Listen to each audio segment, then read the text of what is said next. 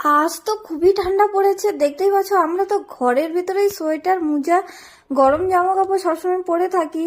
আর আর আমি এই দুটো কুর্তি বের করেছি, যেটা আমি পরি না এখন। এগুলো চুমকি চুমকি কুর্তি, এখন অত কেউ পরে না, চলটা উঠে গেছে। সেজন্য আমি এই দুটো কুর্তি ভাবলাম যে বাইরে দুটো কুকুর শুয়ে আছে, তো আমি ভাবলাম এই দুটো কুকুরকে আমার একটা কুর্তি দিয়ে দিই, যেটা আমি পরি না। তো আমি ওদের জন্য নিয়ে গেলাম। আর ওরা কি করলো সেটা দেখো একটু।